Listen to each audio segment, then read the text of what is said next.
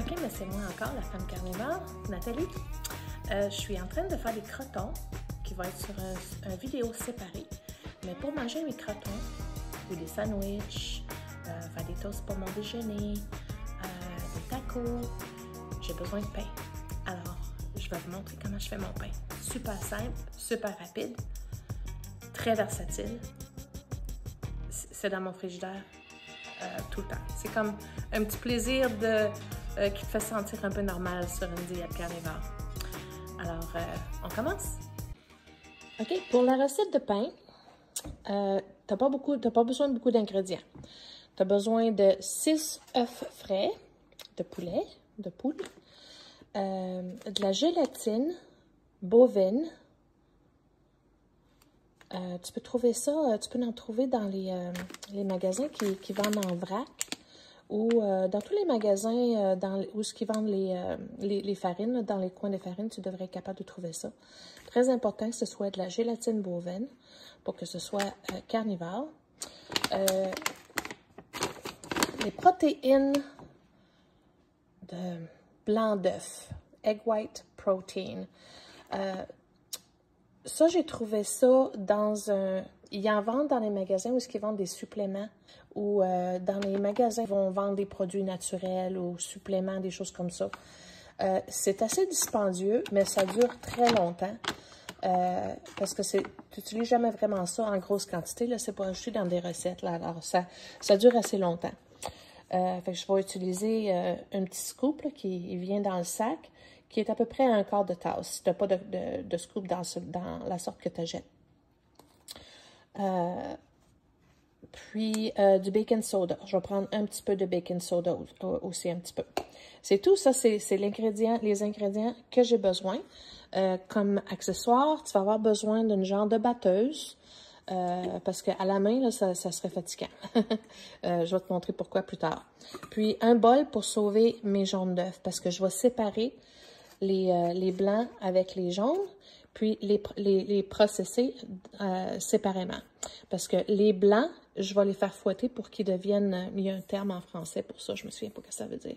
Mais quand tu le bats, le blanc séparément rapidement, après un certain temps, il souffle, puis il devient plus consistant. C'est ça que j'ai besoin. Je vais te montrer qu'est-ce que ça a l'air bien. Tu vas avoir besoin de plateau à biscuits, avec quelque chose pour pas que ça colle dans le fond. Moi, j'ai des liners en silicone, mais tu peux utiliser du papier parchemin en attendant. J'en fais souvent, alors ça valait la peine pour moi que j'investisse. OK, pour mon pain, j'ai besoin de préchauffer le four. Avant de commencer, je vais le mettre à 375.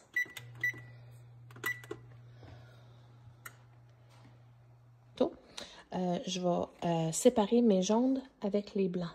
Mes œufs sont faits. Alors, j'ai 6 œufs, mes blancs d'œufs et mes jaunes d'œufs, ici prêtes à mettre dans l'abattoir. OK. Avec le temps, je me suis rendu compte que quand j'ajoute la poudre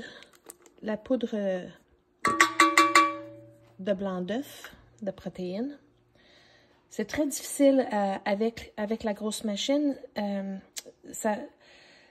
Il reste des motons, puis ça se ramasse dans mon pain, puis des fois ça vient dur, fait que c'est pas vraiment alléchant. Alors, ce que je fais avant de prendre le gros batteur, c'est que je vais utiliser un batteur à main rapide, comme ça.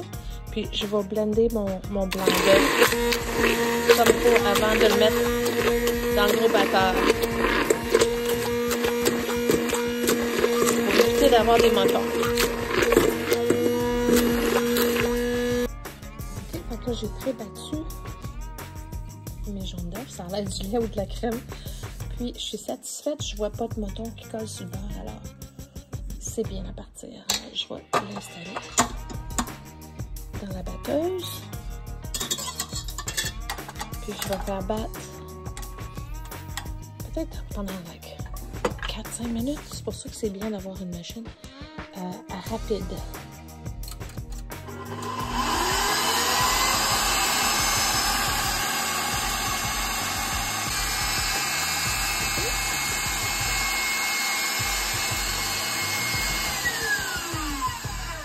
c'est bruyant. Ah oui, qu'est-ce que ça a l'air? Mon four est prêt. Ah oui, ça, tu vois, c'est très bien, c'est très solide. OK, ça, c'est prêt. OK, alors j'ai préparé mes jaunes d'œufs. Je les ai bien battus avec la fourchette. Puis là, je vais ajouter les derniers ingrédients. Alors, je vais mettre à peu près une demi cuillère à table de gélatine dans le jaune d'œuf. Puis, juste un petit peu de baking soda. Et juste comme ça. Comme ça. Puis là, je vais mélanger ça. Tout incorporé comme il faut à la fourchette. OK, maintenant que j'ai bien incorporé mon jaune d'œuf, je vais juste mettre par-dessus le blanc. Et je vais incorporer, mais sans battre trop. Je veux juste incorporer. Parce que je ne veux pas perdre la belle soufflure.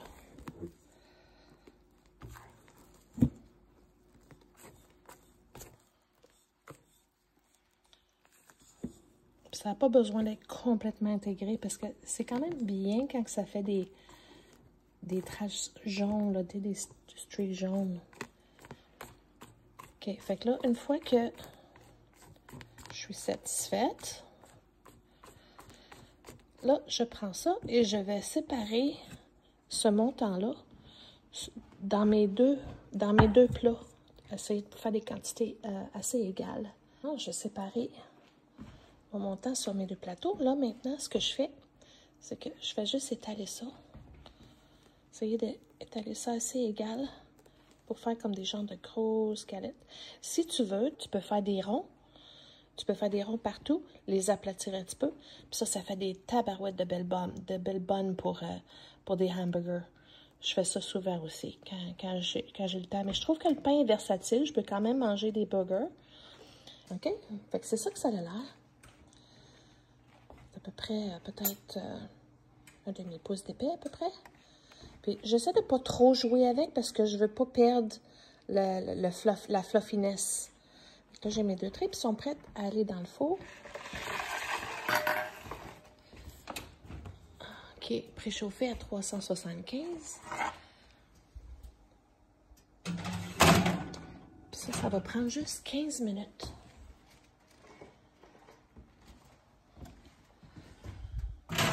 Parce que tu ne veux pas trop les faire cuire parce qu'en général, tu vas faire des toasts, tu vas le faire réchauffer après ça. Ben, le pain est prêt. Ça fait pas 15 minutes, ça fait 13 minutes. Je vais le sortir. OK, le pain est bien sorti. Je ne toucherai pas au plat parce qu'ils sont encore chauds, mais tu vois, ça ne colle pas du tout sur le chose. C'est très flexible. Le derrière, c'est quand même très bien. Puis là, ce qu'il va me rester à faire, ça va être de le trancher. Avec les deux épaisseurs. Tu vois, c'est quand même une belle épaisseur. Puis il est très flexible. Fait que je vais le couper en tranches de pain pour pouvoir faire des toasts et des sandwichs. Pour ça, tout ce que j'ai besoin de faire, c'est que je prends un couteau, je ne vais pas couper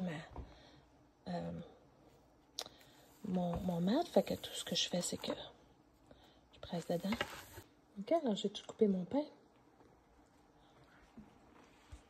Ça me donne 6 sandwichs. Ça veut dire un œuf par sandwich.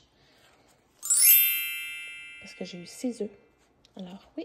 Là, je vais prendre un sac de Ziploc. Je vais laisser refroidir encore un petit peu. Mais je vais mettre dans le sac de Ziploc et ça va aller au réfrigérateur. Puis ça va me durer une bonne semaine. Like, le pain, il reste très bien là, pendant une semaine au frigidaire. C'est comme la texture du pain, vraiment.